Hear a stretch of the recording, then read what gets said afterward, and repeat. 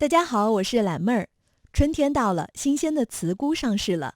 对于北方的小伙伴来说，可能没见过，不过这种美食在南方比较常见。今天懒妹儿就来跟大家分享茨菇炒五花肉的做法。青蒜叶提前洗干净，切成小段儿。红干椒同样切成小段备用。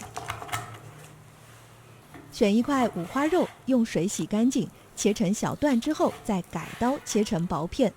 如果猪肉带皮，需要去掉猪皮。接下来处理茨菇，切掉茨菇的根部，剥掉表面棕色部分的湿皮，露出里面干净的黄皮，然后用水洗干净。锅内烧水，水开之后放入茨菇焯水。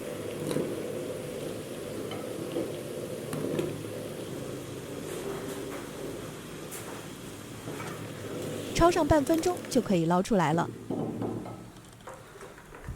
沥干表面的水分。锅内倒油，油温加热到筷子放进去起密集的泡泡，接着倒入焯好水的茨菇油炸。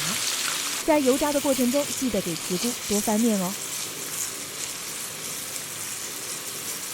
炸到茨菇熟透，表壳金黄就可以捞出来了。看起来是不是很想咬上一口？锅内不用加油，放入切好的五花肉片翻炒，烤到五花肉片表面发黄，加入切好的红椒段、蒜片，再来一点蒜蓉辣酱炒香，倒入生抽调味，随后倒入炸制过的茨菇，把它们炒匀了。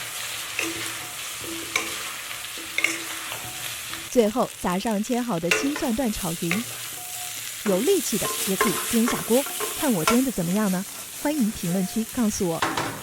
炒出香味后就可以出锅了，装盘食用真的太美味了，我已经迫不及待地偷吃了几个，不知道你有没有发现呢？快跟我一起来学做这道菜吧。